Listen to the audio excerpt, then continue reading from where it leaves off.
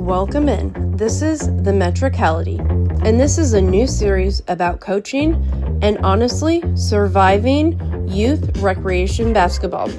This is the Rec League Lab, Season 1, Episode 1. Most rec league coaches last a season or two. The more serious ones might last 3 to 6 seasons. I have even seen a few quit before their first season was over. This is my 8th season coaching, and I have seen pretty much every version of this game. I've coached seasons where we dominated the league. I've coached a season where we were playing kids 3 and 4 years older than my players, and we didn't win a single game. And I have coached everything in between. What I've learned over time is that youth basketball isn't about avoiding failure. It's about understanding it.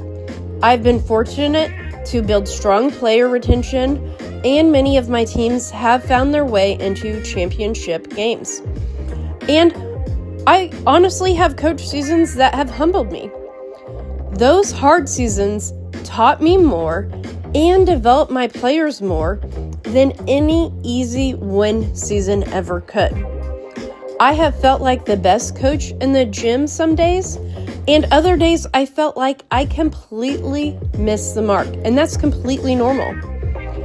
I'm making this series because most conversations around rec basketball, especially youth rec basketball, are either too casual to be useful or too serious to be realistic.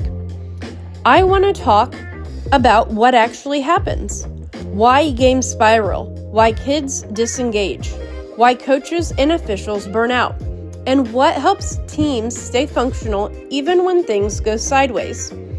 This isn't about pretending to have all the answers. It's about understanding the mechanisms so you can coach longer, coach better, and most importantly, keep kids wanting to play sports. Now, with that context, I want to start here.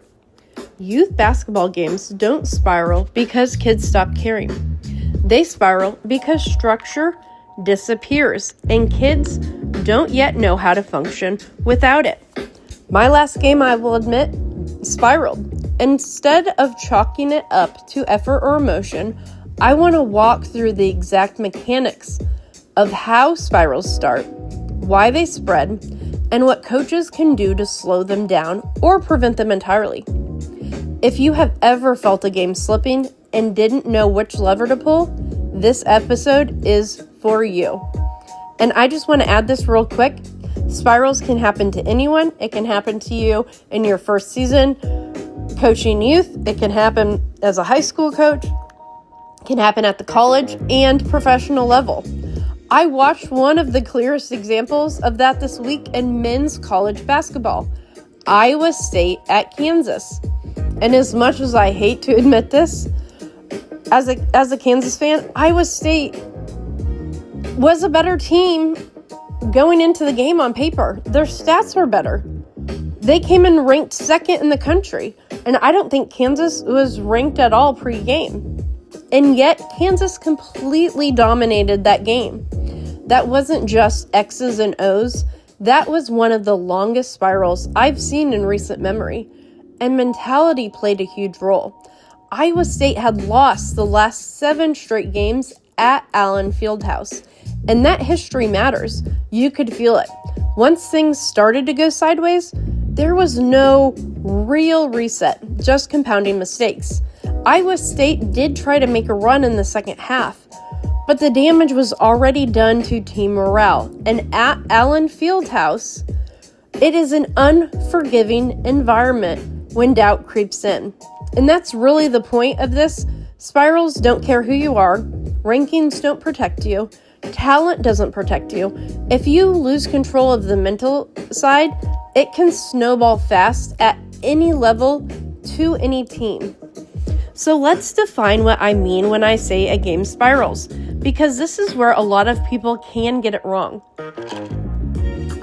A spiral is not a loss of effort. It is a loss of structure. In youth basketball especially, effort usually increases initially as structure disappears. Kids start running harder. They are dribbling more, and they start shooting quicker, even if they're not the best looks. Not because they don't care, but because they are trying to fix the game themselves. The problem is, youth players don't know how to restore structure. They rely on the system, the spacing, the rules, and the adults around them to guide their decisions. So when that structure breaks down and they're still trying hard, they just don't know how to function anymore. It's not a lack of effort. And that's the key point here. A spiral is what happens when kids are still trying and putting in the effort, but the system that guides them is gone. Oh, and I want to be clear about one thing, because this is an important point to make. There is disengagement bias in youth basketball, as there is at every level. There's disengagement bias in college and in professional level. I study it and do analytics at that level. Disengagement bias is actually the worst, I think, in the NBA. I think part of that is because a lot of times they'll do game series and, why care about this one game if you're going to do a 3-game series? I think that's part of it. But there's disengagement bias at every level, and kids do disengage. But in most cases, disengagement itself isn't the cause of the spiral. It is the symptom. What I see over and over is this. Structure breaks first, confusion sets in, and then disengagement shows up third. Kids stop cutting because they're not sure where to go. They stop talking because they don't know what the right decision is. They're not confident anymore. They stop sprinting back because they feel late before the play even starts. And a lot of times they're tired because they were running faster and sprinting initially to try to fix it themselves.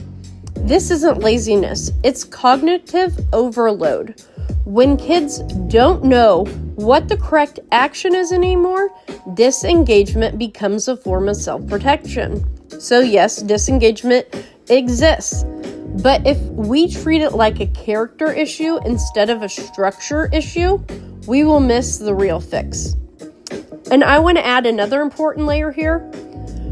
My last game in particular, the spiral wasn't random decision making, and that's generally the case. Most of the time, it's not random decisions from the coach. Going into the game, the pregame data and my modeling told me something very clear. If we were going to win, we had to control chaos. And chaos can mean different things in basketball, but for this particular game, chaos is pace, pressure, and disorder. The team that we were playing thrives on pace, pressure, and disorder. So the plan was intentional, and a lot of times that can be true. You have an intentional plan that in execution you realize isn't working out, or part of it's not working out. I modeled win conditions. I had trigger points, and one of my levers was subbing more frequently to stabilize the game to control that chaos. When a certain chaos trigger hit, I subbed. Like if there were 2 back-to-back live turnovers, or my kids weren't getting offensive rebounds back-to-back, I subbed. And in the first half, on paper, it worked beautifully. We controlled the tempo, turnovers were down. It was a 1-possession game. I had my lowest turnover ball handlers in for most of that stretch. I also had my bench players in rotating, and structurally, we were doing exactly what the model said we needed to do. The problem showed up later, and it wasn't the idea, it was the execution cost. We were coming off a 2-week break. The second half got faster. The other team pushed tempo and created that chaos the way they always do. And the kids I leaned on most for this particular game, because every game is different. But for this particular game, I was leaning on my stabilizers the most, the ones who raise the floor and help control that chaos. They were fatigued. They should have gotten more rest. My bench players should have gotten more time. I was rotating my bench players and trying to give them equal time, but I should have given my stabilizers more time off and given my bench players more time. I just should have. In hindsight, it's easy to recognize. But because the rotation plan was new and a little more complex than we were used to, keeping playing time balanced while also reacting to triggers became too difficult to manage in real time while also trying to coach the game. The initial rotation was designed to solve a real problem. And you may find yourself in this situation where you are designing a game plan where you are solving a problem. It's just the execution cost that becomes the issue. Our opponents for that team in particular consistently will jump out to a quick early lead. So I put my best stabilizers in for the first 4 minutes to slow the game down so they couldn't get ahead, and they didn't. Developmentally and analytically, that makes sense. What I underestimated was how hard it would be to maintain rotation balance once the triggers started firing. And they weren't a lot. It fit on a note card. There was just a few of them. I just had a simple note card of win conditions. But at this level, in real time, it was too difficult. By the second half, the subbing, which was supposed to control chaos, then started creating it because the kids were unsure. Structure didn't disappear because I lacked a plan, and that's usually the case. It disappeared because I had too many rules to manage at once, even though it didn't seem so pre-game.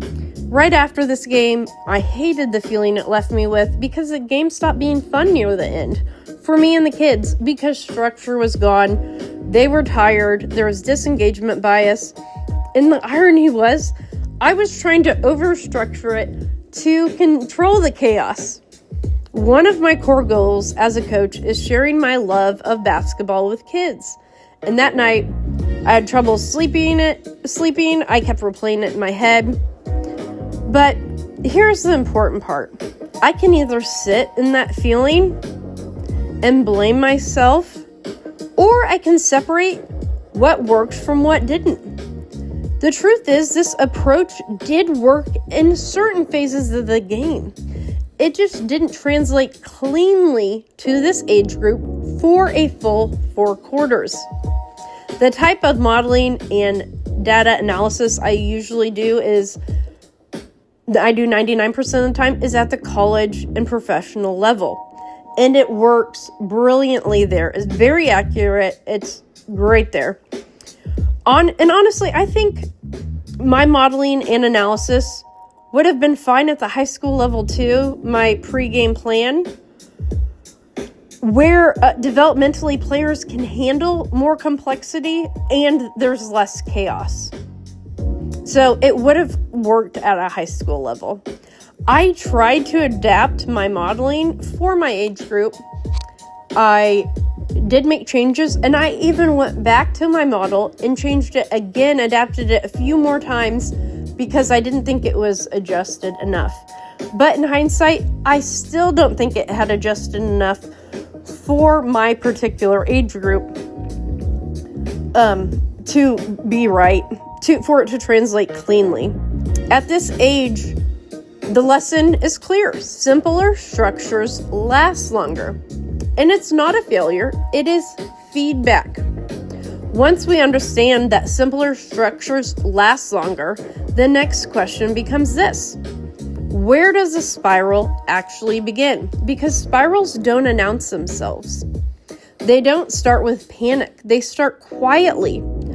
Almost every spiral I have coached and watched begins with 1 or 2 possessions.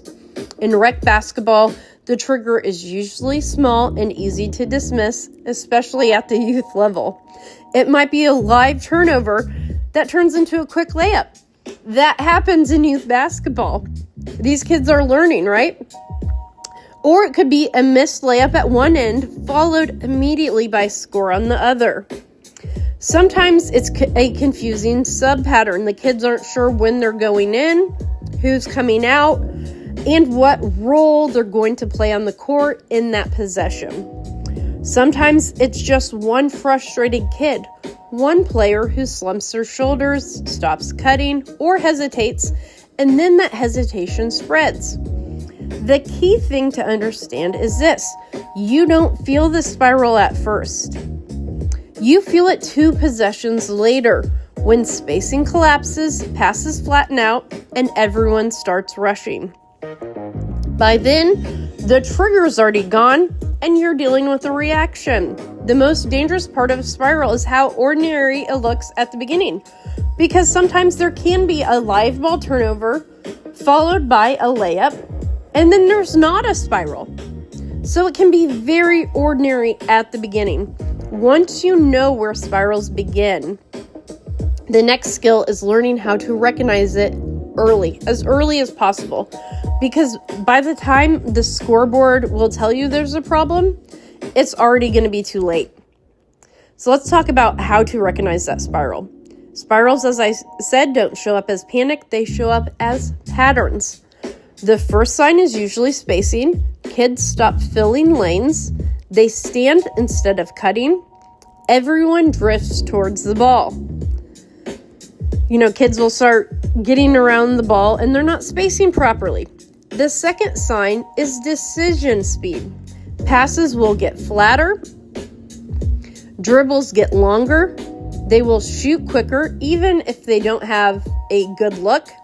And it's not because they're open. Like I said, they might not even have a good look. It's because the kids feel rushed. They want to try to fix the loss of structure themselves. They want to try to fix the game, right?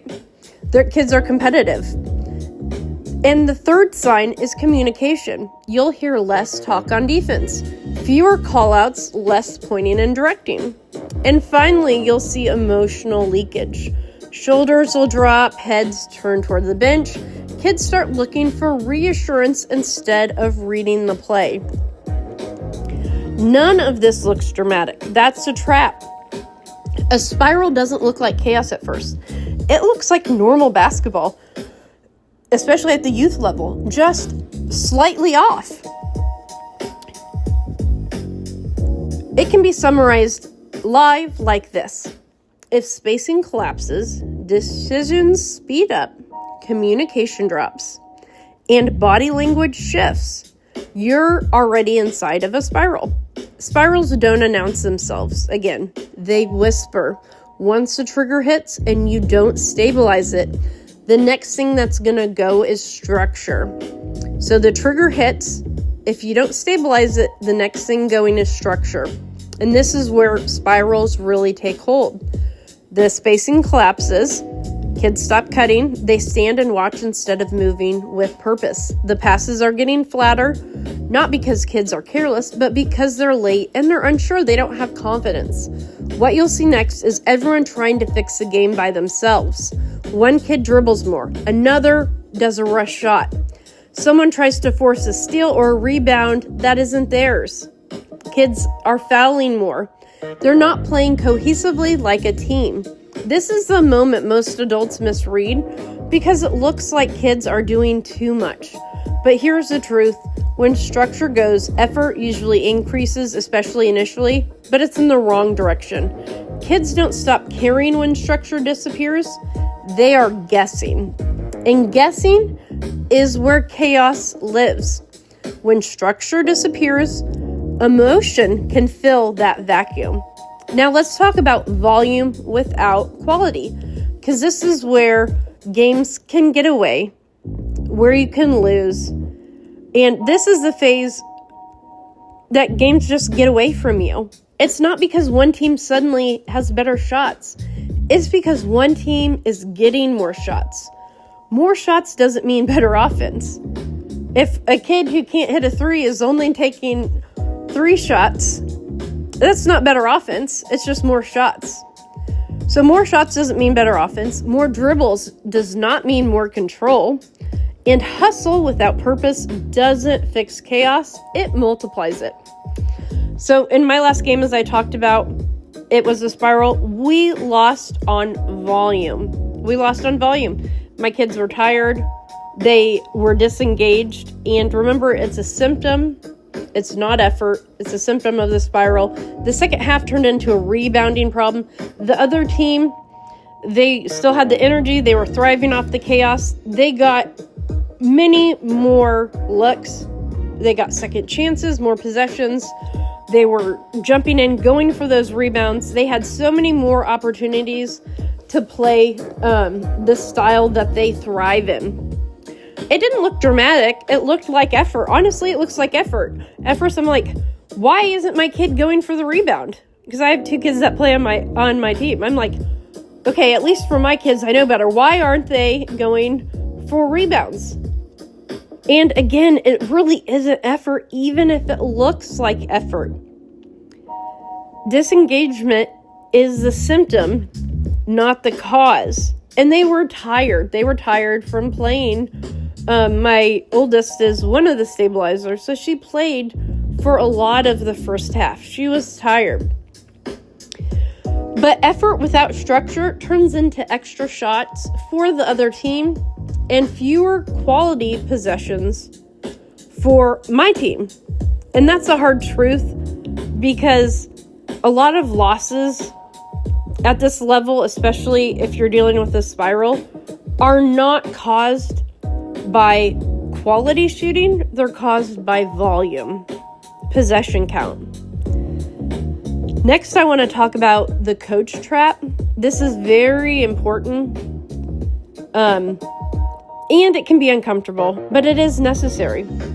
In a spiral, the coach is often the second accelerant. Even when they have the best intentions, they are trying hard to fix it. They are trying so hard to fix it. They're giving it their all. But unfortunately, they can become the second accelerant. Over-subbing, over-correcting, talking through possessions, chasing that last mistake instead of stabilizing the next one. I fell into this. I was reacting to the triggers, even though there weren't many. I was reacting to them, trying to solve multiple problems at once, making sure people had equal playing time, trying to figure out, who's tired, make sure they get some rest, trying to get my kids to rebound more, control the chaos, react to the triggers.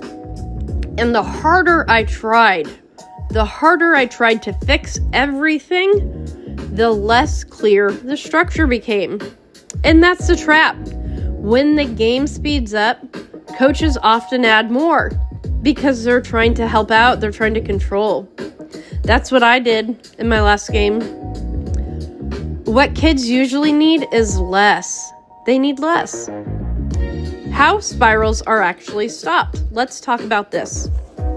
Here's another part a lot of people can get wrong.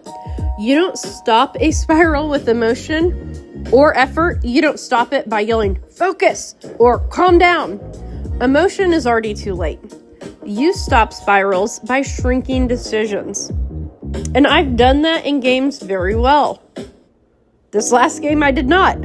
And I've learned from that, hey, I need to adjust. And when I come up with a new game plan, I need to actually maybe try it out in a practice in real time before I apply it in a game. So, again, kids need fewer instructions.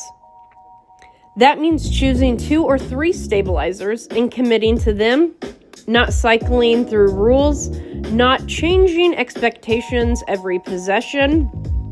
It might be a one-sided spacing. It might be a pass before a dribble. You need to get a pass before a dribble. It might be telling them that, hey, you guys need to make sure that you are getting a paint touch before you shoot the ball. It might be, I don't want any live ball turnovers followed by a score. And if that happens, then, you have one game planned. You have a game plan, maybe you'll sub. Or it's an automatic sub after 2 chaos possessions.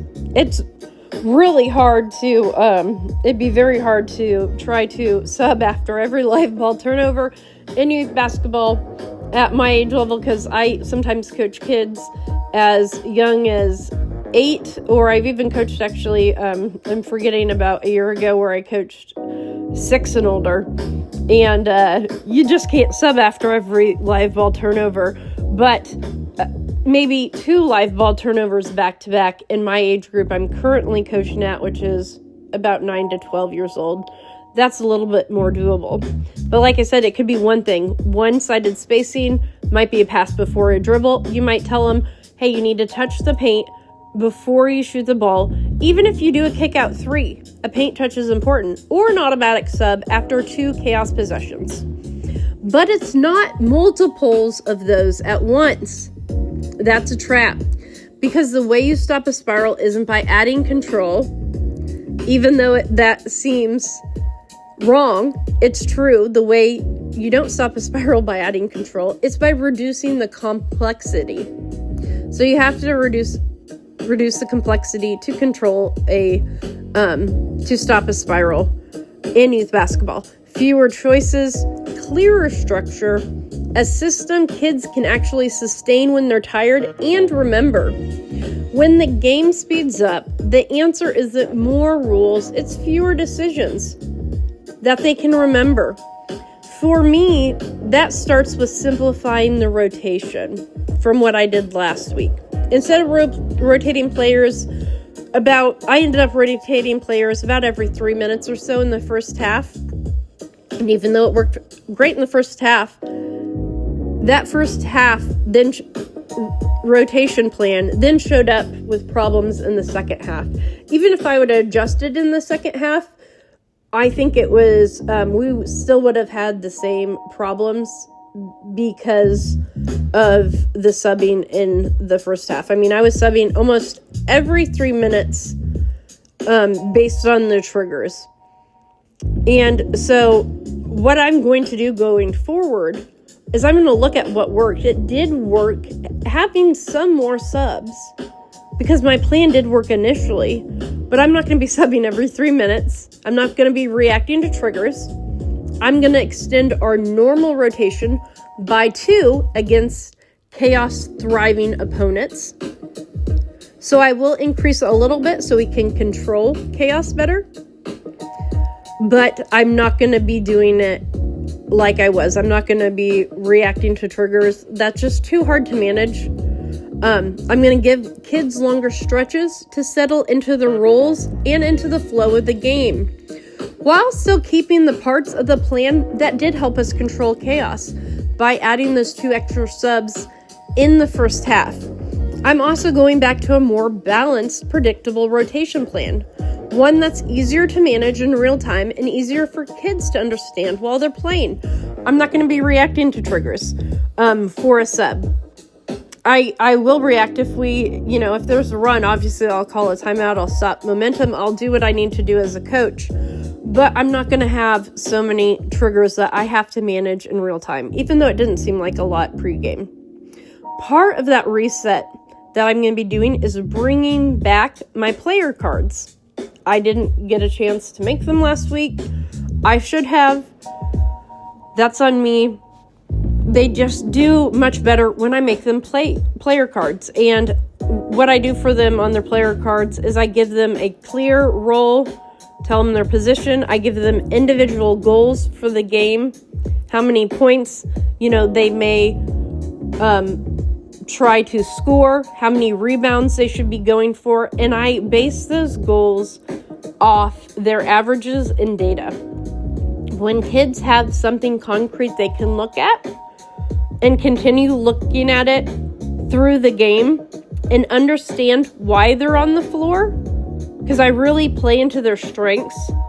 on those and what strengths they bring to the team, even if they're not the best ball handler, if they are great on defense or a great shooter or they are a great rebounder, those are things I can use, right? Every kid has a role on the team. Every kid has potential. Every kid, even if it's their first time playing basketball, will have a strength to offer the team. It's up to the coaches to find it. So when kids have something concrete that they can look at and understand why they're on the floor and what strengths they bring to the team, decision-making improves immediately. I find this especially true for kids that are less confident. This really improves their game. They just do better. On the court, we're getting back to simple priorities like earning a paint touch before an attempted shot. So we're going to keep it simple. And that's what we did at the beginning of the season. We're just getting back to that. We tried something new. It was too complicated in real time. So we're going to take what worked and apply it to our simpler structure. Here's a part I really want other coaches and parents to hear. Spirals are just data. Losing, that's not failure. We learn from losing, and it happens to the best teams. Even the best players, even the best teams will lose in basketball and in every sport. That's just the way sports goes. This game doesn't expose a lack of effort or a lack of talent. It exposes a lack of stabilizers for this age group. And that matters because in rec basketball, retention and confidence matter more than a single win or loss. If kids leave the gym feeling confused, rushed, or overwhelmed, that sticks way longer than the score does. They're going to remember that feeling much more longer than they're going to remember the score. I can't even remember the score from our last game. I have an idea, but even as an adult, I remember the feeling of leaving that game after the spiral more than I do the exact score. Most coaches, unfortunately, will blame kids or refs or effort. Now, in youth basketball, refs aren't always going to get it right. That's just the way it is. They don't always get it right when they're professional in college and the NBA and WNBA. We see missed calls all the time. We see calls that are bad. Refs are humans. So there will be mistakes by refs. There'll be mistakes by coaches and by kids. That's okay. They're normal. It's not any one person's fault for a loss, though, especially the refs. It doesn't matter how bad a ref calls a game. If you lose, it's not their fault, because the truth is, if you were getting defensive stops, it would overcome any bad calls. That's the truth. It's the truth. And when you're a good team, when you're a really good team, you should have a big enough cushion, more than a few possessions, to overcome any missed calls, any bad calls. You should have a good enough lead to overcome any of that, and you should get the defensive stop, so it's not an issue. That should be a part of the plan. Better coaches study mechanisms. They ask why the game felt the way it did, what happened, what can we learn from this loss? Because long after the score is forgotten, parents and kids remember how games felt. And if kids want to come back after a spiral, it's because of your coaching. It's because you're doing good. Spirals are going to happen in youth basketball. They don't mean your kids don't care. They don't mean you're a bad coach. They mean the game outpaced the structure. That's all it means. The game outpaced the structure. And that's something you can learn from. Games that are lost or that happen in a spiral, they don't expose a lack of talent. Just like in my example earlier, when I'm talking about Iowa State at Kansas, Iowa State is clearly the better team on paper. So it's not exposing a lack of talent. It exposes a lack of stabilizers for this age group. There was not enough stabilization in the game. It's not a failure. It's a feedback. It's something that we can learn from. And like I said before, seasons where we dominated the league and we were winning by 15 to 20 or more points, that was almost my hardest season to coach, because the kids were like, well, we're winning. Who cares? What are these practices we need to do? They weren't paying attention to as much to form on shooting and the little details, because they're winning, They already thought they were top dogs, right? But when you're losing and when your kids are being challenged and they have good competition, that's a good thing, because it will develop your players more. Your kids will get better by having better competition. So that is good. I always love when we have good competition and challenges for my kids. That's one of the reasons why, and going back to college, because I watch college a lot, why great coaches and great programs build a more challenged season so they can get that practice in before March. They want to be tested. They want to expose what they need to learn. So competition, losing games, it's about learning. It's not about failure, and it's just feedback. Youth basketball isn't about getting everything right. That's impossible. No one can do that in anything. It's about adjusting, simplifying, and creating an environment kids can feel good and can succeed in, even when things get hard. And like I've said before, I'm going to go back to one of my favorite players. I've used many examples at the college and professional level, but one of my favorite players, A'ja Wilson, I've watched her games. I've seen her miss a read on the defender's feet. They were open. The defender's feet were open toward the middle. Her hips were open toward the middle. That's just inviting a quick drive into the paint. And she missed that read. She went the other way. She should have gone toward where the defender's inside foot was back. And even the best players sometimes make mistakes. No one can be perfect. So it's okay. Youth basketball, like I said, isn't about getting everything right. It's about adjusting, simplifying, and creating that environment where kids are going to be happy and feel like they're doing well. Parents and players won't remember every score, but they'll remember how the game felt. They'll remember whether they feel confident, supported, and have a clear role and like they can contribute something to the team. And if kids want to come back after a spiral, it's because you're doing something right. I'll leave you with this thought, because it's something I keep coming back to. One of my most memorable games as a kid wasn't even basketball. It was a year of soccer. I played soccer for 1 year. But this is my biggest sports memory as a kid. That season, we lost every single game except the last one. And I don't remember the score. I couldn't tell you if we won by a lot or a little. I remember how proud our coach was, though. I remember how proud we were. We were jumping up and down, dancing, having so much fun. Our coach was jumping up and down. It felt like we had finally figured something out together. It was the best feeling. I also remember the opposite. I've had coaches who weren't inclusive, coaches who didn't understand me as a kid with severe ADHD, and they left me out.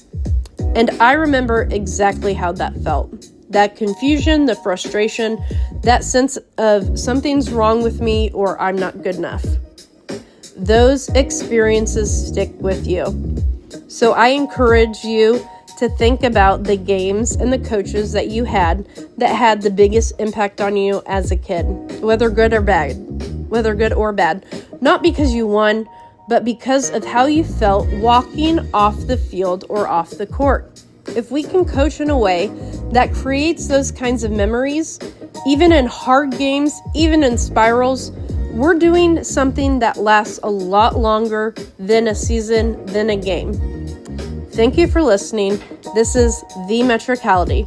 And in the next episode, we'll talk about how to design practices, and specifically design practices to prevent spirals before the ball ever goes up.